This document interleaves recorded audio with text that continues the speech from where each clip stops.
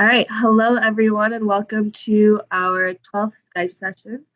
Today we are going to be discussing how social enterprises can scale like technological or commercial sector organizations. We're going to come up with a few uh, tips and tricks and maybe on how what we haven't considered in this space and how we can move forward. But before we get started, we would love to introduce ourselves and what we're doing very quickly. So we're Impaction, where action meets impact, and we have these conversations every other Sunday to hear ideas from all of you on how we can make a mark in the social impact sector. So we have these conversations and we just want to hear from your perspective. So we're looking to grow with you all. I am going to start with introducing myself. I'm Shivani. I'm one of the co-founders of Impaction. And if everyone could introduce themselves in 2 sentences or less, that would be great. Sukanya, do you want to go next? I'm Sukanya and I'm from New York. I'm one of the co-founders of Impaction. All right. Tanvi, how about you? Hi guys, I'm Tanvi. I'm the product manager with Impaction and I'm based in Boston. Maribel?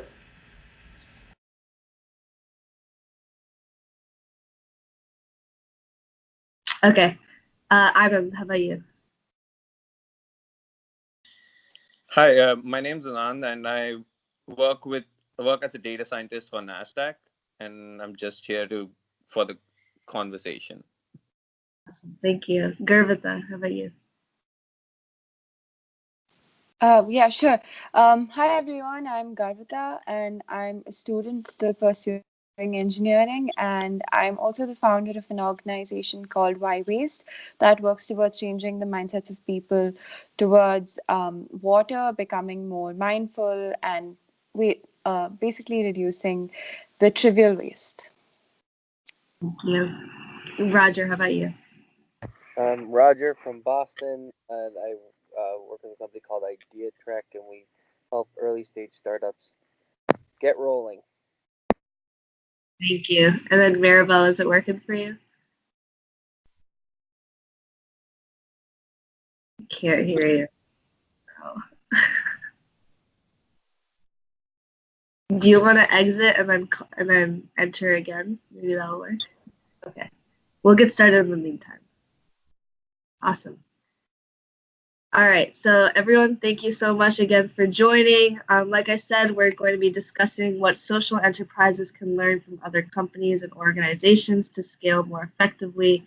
We'll be discussing the tools, methodologies, and tactics that social enterprises can learn from a for-profit commercial enterprise, which can be used to compete in today's hyper-competitive economic environment and gain growth and funding opportunities. So we can just start this session off with our first topic of discussion, which we discussed was about working in not as a social entrepreneur, but maybe as a social innovator. And Tanvi, I think you had a few thoughts about that. Yeah, like how we all know that there are many people out there with a lot of great ideas, but one of the biggest hindrances for them to actually make their idea a reality is that they cannot afford to quit their jobs, or they cannot find time apart from their jobs or their busy schedules to work on their ideas. But I read in an interesting article about this, and the author, what he argued was, if companies especially like Microsoft and Google, they always plan hackathons to let their employees, or even to let other students in some universities, to just hack away about and work on their ideas. But specifically, these companies, especially Google and Microsoft, they have hackathons only for social causes, where either they put a problem statement forward related to a social issue, or they let the people attending the hackathon just work on their ideas on any social issue they want to be working on or they want to solve. So I think that is one of the ways other companies can also do it, even if they are social companies themselves. They can invite other students, invite their own employees to just work on their own ideas, and maybe that ways even the employees and other students or other people attending it will officially find time to work on their ideas and get proper mentoring or proper teammates also, because they are made into groups. So that is one of the things that I think um, companies should be doing, or social companies should be learning from, because having such a hackathon, a dedicated time for their employees, even themselves, or any people in their community to work on ideas together and have a dedicated time to do that. So that is my 2 cents. What Well, what I think about that is like I think a social focused Kaggle would be a great thing. So if people don't know, Kaggle.com is a website where they have a well defined problem statement for also like as a open question with all the resources and the success metrics defined so that people can solve the problem on the website and submit solutions. So this like encourages even the students, people who are participating, semi working, to work on this on their own time, and they have rewards which is not really in comparison with the cost if you try to make the solution in house, but lucrative enough for people to spend some of their time and hack away for it. But Kaggle has a lot of different. Kaggle at this point is focused by those companies that do not have an in-house data analytics or data science created solutions, and they try and source it out to people who are working all around the world. And even social startups can do the same thing on a socially focused Kaggle where they have an engineering or any other different type of problem to solve or research. They can, with some funding, put a properly well defined problem and resources on the website.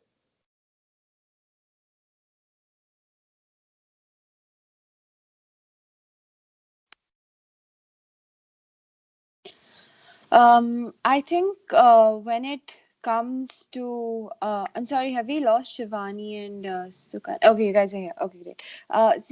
So when it comes to learning from organizations for social entrepreneurs or for social organizations, I think there's a lot of similarities in just the structure of the way things happen. So there's a lot that you can so when you grow, when you start off as a social cause, you first start as an initiative and then you grow that into an organization, and the way that you're really running it is very similar to how any startup would begin, but it's just that your final or the essence that with which you started out was different, because every startup also starts out with the thought of solving a problem. You as a social entrepreneur or as a social organization are also solving a problem. It's just that the way you do it, it's really different.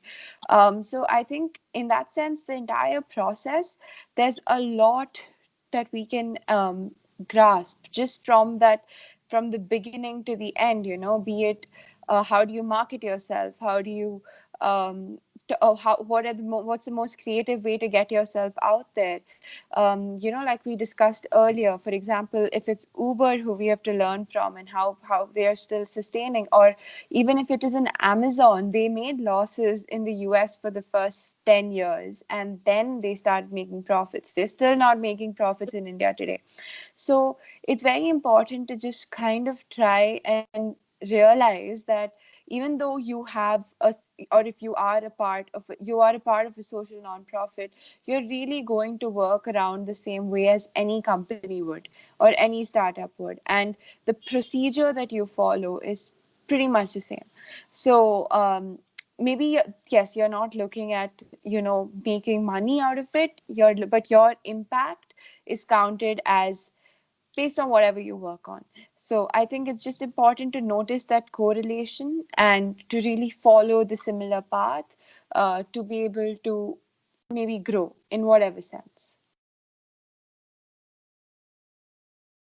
Garvita, I would like to add one point to what you said. Many organizations, they tend to be successful only when they do their groundwork properly by doing analyzing data, doing the predictive analysis whether they will sustain and grow in the market correctly, and keeping your employees and your team continuously engaged in the conversation is what makes the organization to grow successfully and over the time. I think this goes into a lot of the metrics that we're using, and I think Maribel wanted to discuss this. How are we defining scale, and how are we defining like more of these sustainable measures that we want moving forward? So scale can be, I mean, it can be profit oriented, but especially in the social enterprise world, we usually define scale as how many people have we impacted through our direct services or our programs. And the way that we define impact is also very subjective, in that maybe, especially in the education sector, and maybe based off of direct services, like how many students have received um, X amount of textbooks in their classrooms as a result of our services versus how many students were engaged or what were the learning outcomes. So, I mean, there's different variances of scaling and impact. And maybe we want to, especially in the social enterprise world, I know we talked about this with Samira as well, but all of these definitions may be very subjective. Maybe that's one of the issues that we have. Yeah, on that note, I think the definition is very important, because some people might say, oh, it's reach, and I'm currently working with an organization who really wants to grow in that way, serving more constituents. Some other people might think it's growing their organization. Can you hear me? Yeah. Others might think, oh, it's actually getting at the ideology and changing the ideology that's problematic, that's a part of a root of this problem. And that would be, I think, Ashoka's perspective, or at least some employees there. So, or systems, thinking about it at a higher level, at an ecosystem level. So that's one thought for that, in terms of scaling. And if it is scaling reach, then thinking about what methods of scaling, because they are very different. So, just three scaling methods that are usually ways nonprofits tend to scale are, or even for profits, are replication models. So you're basically you're growing your organizational capacity. So you're placing a program or an organization like yours in another region, and then looking at all these different kinds, maybe network, or forming partnerships, forming chapters in other places. So that's a very loose relationship, and really looking at which method is more effective or most effective, and for which kind of cause, or for which kind of organization. Or is it knowledge sharing? Are we growing in a more organic, calling it like starfish way? If you read a book, Starfish and the Spider, which is, there is no head, there is no organization. It's just this kind of fluid movement, like when music became available to many people for free. That would be a way, in a less social good aspect, but a way that more people got access to music that didn't afford it before, maybe, or even if they did. So I think it would be interesting to see your thoughts on that, on what kind of scaling is effective.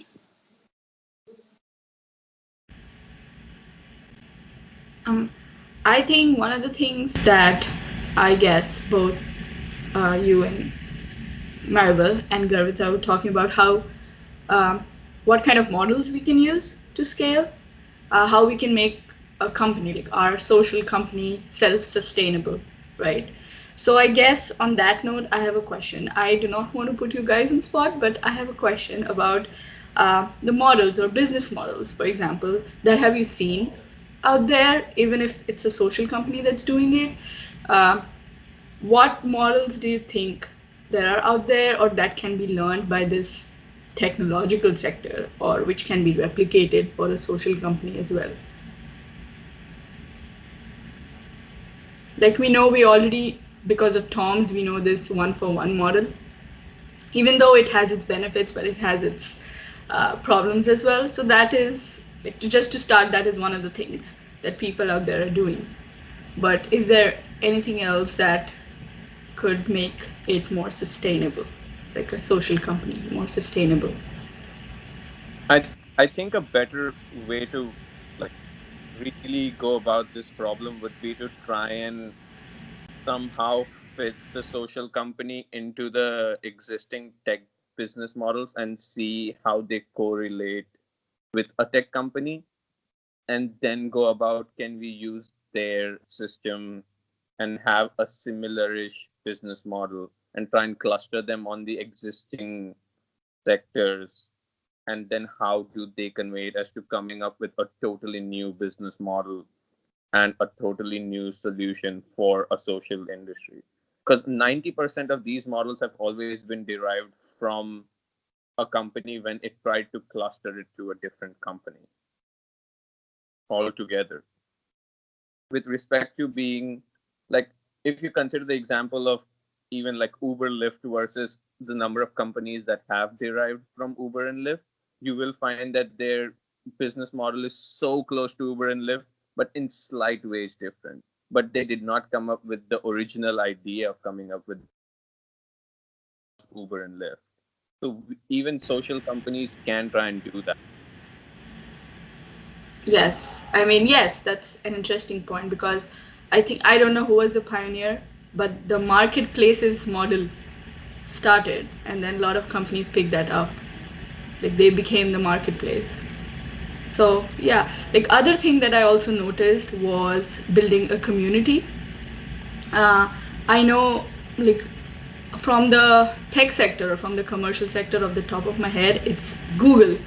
Even though they have their own products and they're doing a lot of game changing, they're using a lot of game changing technologies, but they still rely heavily on building a community out of people.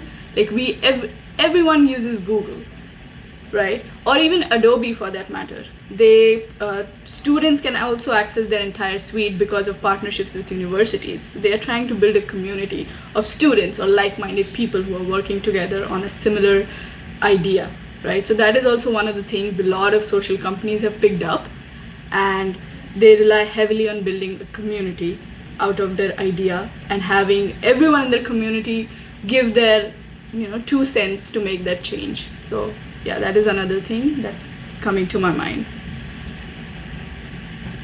But I have Um, a I question think for to just no no. sorry. I'll ask my question later. You can go ahead. Okay. Just to I think there's a lot of disturbance here. Okay, thank you. So just to add on to what you said about building communities, and again mentioning the fact that you need like-minded people, right? I think that accounts for absolutely anything that you're doing. If I'm just going to go out there tomorrow and hold a small protest about something, or if I want a bunch of people to come and support me for something that I'm doing, I need to make sure that all of them align with the same thought as I do. And I think that's the base that absolutely any workspace is built on.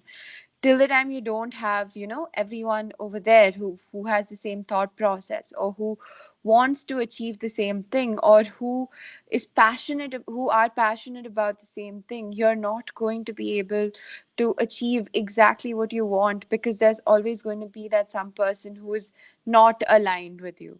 And it's very important to have that alignment of everyone. And to add to that, it's just not the community, but also what you are building out of that community. We need to make sure that everyone has a voice, and then that voice is actually differently valued in a social sector versus versus a profitable sector.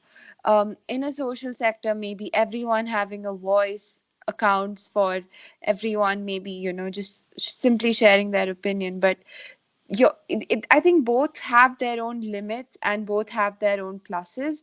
But again, it's very important to create an environment that is conducive to everyone who's working.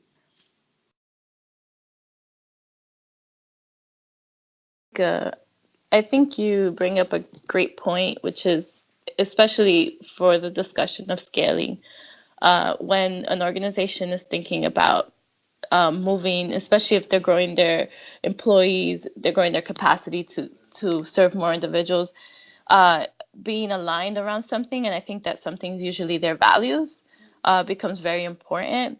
However, I will also add that in an organization, especially where innovation is important for what they're trying to solve, having diversity of thought, diversity of experience, diversity of cultures really serves for the opportunity to foster innovation in that environment and to challenge each other's ideas. Otherwise, we get into group thinking.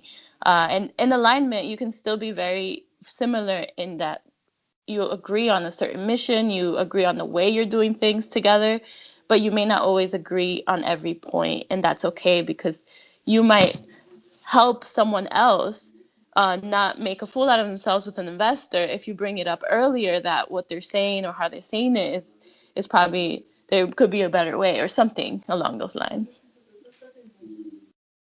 Absolutely. I think what you said is exactly what I was also trying to say, that, it's just the passion that brings everyone together, which is basically the vision of the organization or the company that they're working with.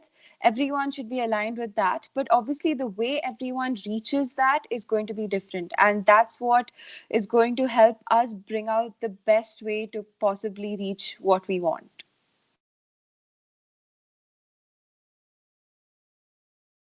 I think for a scale company, it should.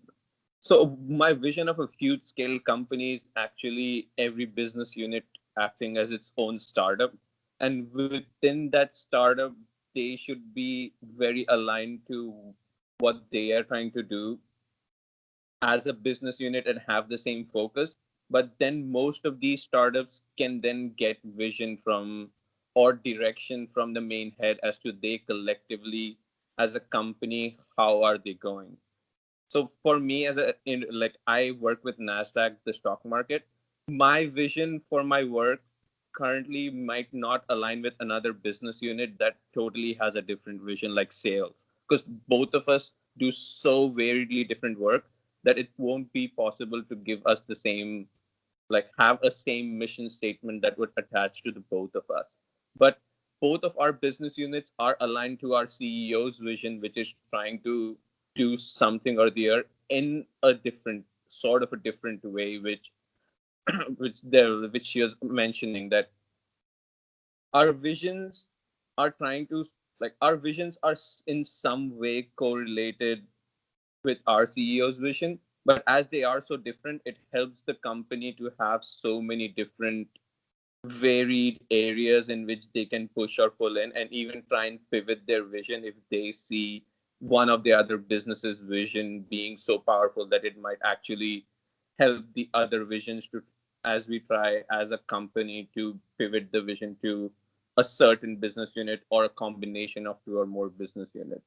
So I think having that flexibility would be really important also, because for example, from the tech sector, I think many people will be motivated in trying to solve a very technical problem because they might find the challenge in that. And the challenge of a social organization will be, how do I define my social problem in terms of a tech problem that I can ask more technologists or scientists to get interest, and they won't really care what the tech problem is and how it will be applied. They would solve the tech problem for the joy of it. Because a lot of my colleagues, or even a lot of people that I meet during research groups or paper readings, many of them do not really care about its actual application, but trying to solve the problem because the problem's interesting. So trying to define social problems in a way that challenges them, and you can then take their application or their drive to solve that particular problem and try and apply it. And that will, even though they're not really motivated by your social cause, you have that exact motivation going through them because they're motivated by the question. So I think you having these flexibilities and then having an initial team that can cater such flexibilities across different domains would really help a big social company or even a small startup company to scale. Because I think these factors are important for scaling in general, because no one can really incline to a person's or a board's vision across 5,000 people. That will be really, really difficult. But in these small ways, it will be easier to motivate them to their visions or even their personal motives, which you can further use and try and align it using different teams. And I think that might be the answer to properly scaling it like tech, because tech does it all the time, and you won't find people even in the same company having the same motivation, but they still work for the same company because there are other people who know how to really channel their motivation into trying to solve or into trying to make it underlying in the same company.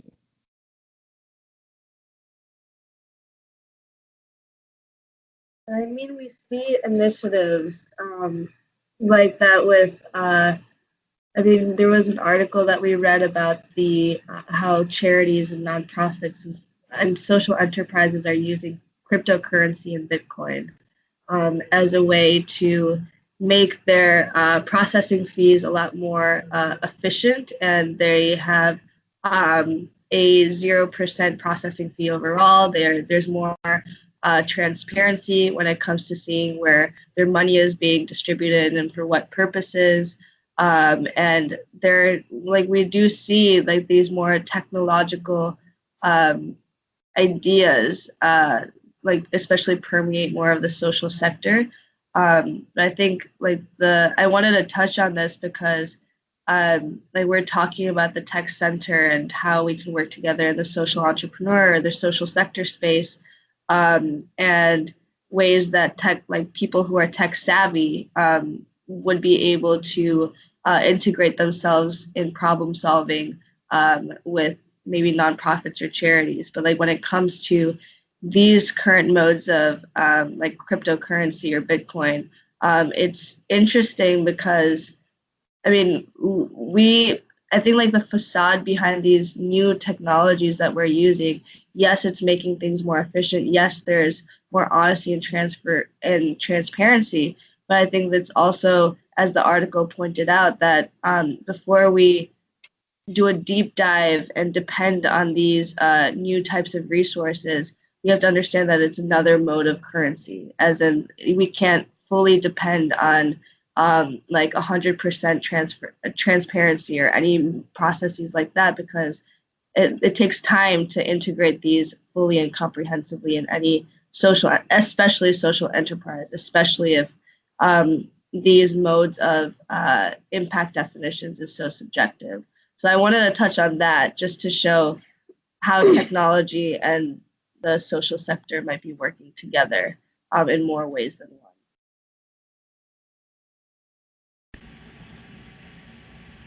I think one another thing, like how you touched on, Shivani, that if a company relies too much on one particular type of technology, especially the one that's just becoming more of a buzz word than actually people deep diving into it and seeing what exactly it does. So yeah, taking that, keeping that in mind, another thing that I've seen that these big companies, corporates, tech companies, what they do is they are trying to be nimble enough and not rely heavily on one particular type of technology. And even if they do and they start out with just using one type of technology, they make sure that as they scale, they get in few dedicated people who do research or who work on diversifying it, because it's required to be that agile or that quick to be able to pivot if everything comes crashing down. So I think that is another thing that any company for that matter should be able to do, especially if it's a social company, like not place all your eggs in one basket. Just try to diversify as much as possible, not just in terms of product offerings, but in terms of your business model or your pricing model or your marketing strategies, whatever best suits you as a company. But I think, yeah, one of the other things is being agile and trying being diversifying as much as possible so that you can pivot and do not lose out on a whole lot much. You bring up a fair point, Tanvi. It's like you cannot be innovative on, like, it's not that you cannot be, like, I should rephrase it. It is very difficult to be really innovative on a lot of forefronts. Like, as a social company, I think the correct use of tech with a social company, and that is like totally my opinion at this point, is if a social company is starting up, it should, instead of trying and investing it on buzzword tech that is still going through a lot of research, invest its resources on fully proved 100% working technology, and then trying to innovate their use of that fully proved technology first. And then when they have enough resources to grow up, then try and scale into newer, different type of avenues with respect to technology itself, when they know that they have enough expertise on their end to use those newly bust technologies. Because it's, even if you'll see in respect to cryptocurrencies, you'll find a lot of newer startups trying and basing all of their products and core competencies with respect to in cryptocurrency. But it was very difficult for me to find the giants in the tech sector do that.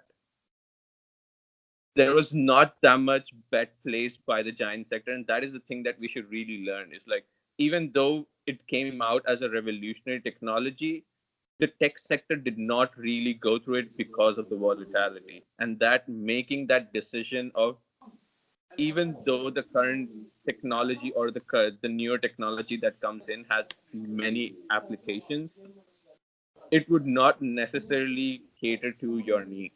And then trying and pivoting most of your solutions just to include that technology might not be the right move, versus using, like, there is a graph in which they show the current trend of technology itself. So, like, for example, cloud computing at this point is almost at a very high pinnacle growth, and it's very stable. So trying and utilizing cloud computing in the social technology would be a safer bet than saying trying and using quantum computing that's just coming up. So making these trade-offs would be very important for social organizations, or for any organizations in that matter, to see how innovative do they want to be on both the scales, tech as well as the social scale. Because I think for a social enterprise, being innovative on how do they design their solution in a way that really has a social cost is more important as to what tech should I use to make this social cause go better. Or, like, even though the way I'm trying to reach or make my solution reach to a lot of public is mediocre, but I use a great tech for do it, is I not the right solution. Whereas the best solution would really be to use a very simple tech to get to a very great solution, or have a social solution that is strong enough, and that requires the support of the tech industry. And I think that is the best way to do it, to have the social so that it doesn't lose the properties of a social cause, because the social cause needs to drive this social enterprise. Otherwise it will become a tech company that does social enterprise. And that would be how, as a CEO, or if your company, how would you really like to place your company at? And then these decisions will matter. But I agree with the points totally on not placing all eggs in one basket. That is 100% correct. So I just want to bring the conversation back to scale and touch on Tanvi's point in the previous question of the business models needed. I think for technology is one way, and that's very much tied to either efficiency in processes or in the product that you're making, like the baby warmers, how they're much cheaper to make for developing countries. However, there are other types of programs and services that social impact organizations offer, that can allow them to generate revenue, um, in order to scale. However, I'm more interested in ways, even if that means self-sacrificing your own organization, that gets to actually solving your issue and putting mission first. A lot of organizations are self-serving, and I once heard this idea of putting yourself out of business is what a social entrepreneur or social enterprise should aim to do. And that kind of stayed with me, is the idea that you're doing this for the point of solving a problem. Once that problem is solved, then solve another problem. Like, you don't have to stay eternally in that realm trying to hold on to something that no longer is needed. Um, and and that also might mean that you use something like knowledge sharing, which was in the article, The End of the Social Entrepreneur, which is what stayed with me. So what piece of your organization can you put out there for the public to use if they also want to solve this problem in other regions? And yeah, and thinking about growth for the sake of growth. And is that what a lot of people are doing? Is that what we should be doing? Uh, or should we think about scaling impact as opposed to just growing endlessly without an aim? I'll allow one last comment on this.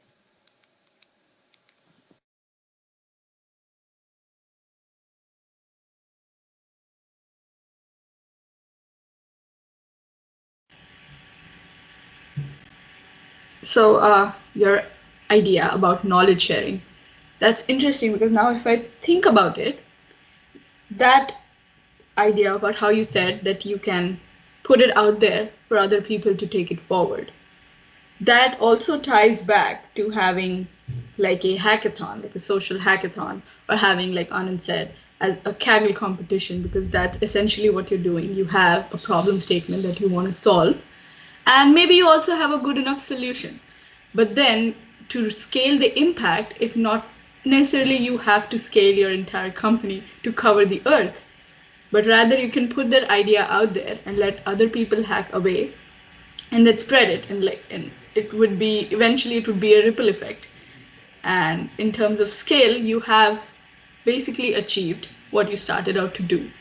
I'm not sure if that would bring in more investors, but yes, that is, I think, yeah, I really like that idea. That is also another thing, another idea to scale your company much quicker. Yeah, that would be like Tesla, like Elon Musk opening all of Tesla's vehicle fleet. Yes, that is That's another, kind yeah, of that, yeah. exactly. Sorry, everyone, we gotta wrap up. But I made a list of that we made. So I'll just walk through them. So these are the things that social enterprises might want to keep in mind, especially if they're scaling. We didn't really define what scale was, but maybe it's subjective, right? Impact is subjective, scale is subjective for each social enterprise. But I think, as Anand mentioned, it's not about being the first, it's about doing it better, right? That's why Uber and Lyft both exist. There's also the importance of creating community, which I believe Tanvi, Gurvita, and Maribel talked about, how you're investing in a culture and encouraging diversity of thought that helps companies have more areas of growth. I think Adam touched on that as well. And also bringing in technologists into the field of social problems that can challenge and inspire them to work with social enterprises, and making sure that having tech support the social enterprise, so the social enterprise doesn't become a technology company in itself.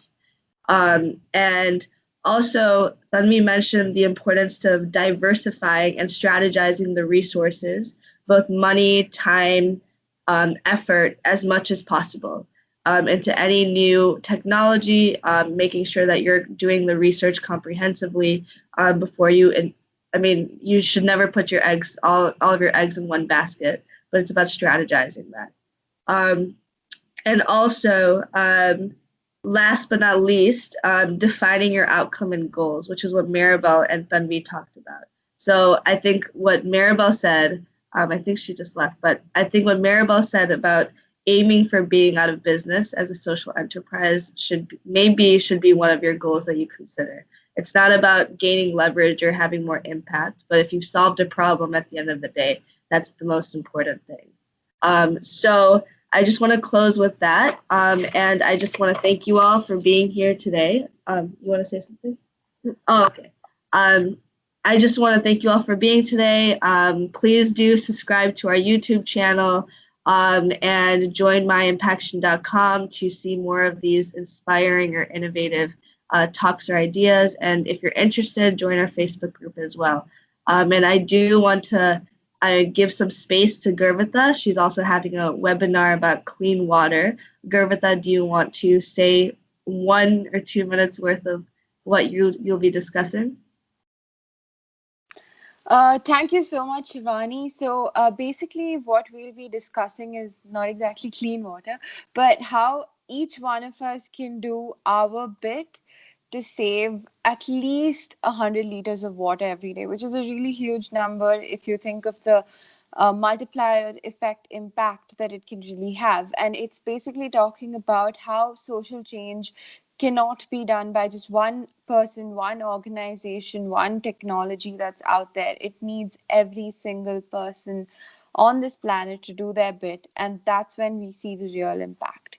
And it's all about how you sitting in your home can really be a part of that change. So yes, do join us on the 28th of February. That's Thursday at 2 p.m. Central European time. So 2 p.m. CET, 6:30 p.m. IST. I still need to Google what time it's going to be in EST, but I think Shivani would be able to share that information with anyone who's going to be there. And yes, Shivani, it would be great if you could also share the Google link to registering for the webinar, so you guys can get the link to joining in. And yeah, hope you guys have something to take back from it.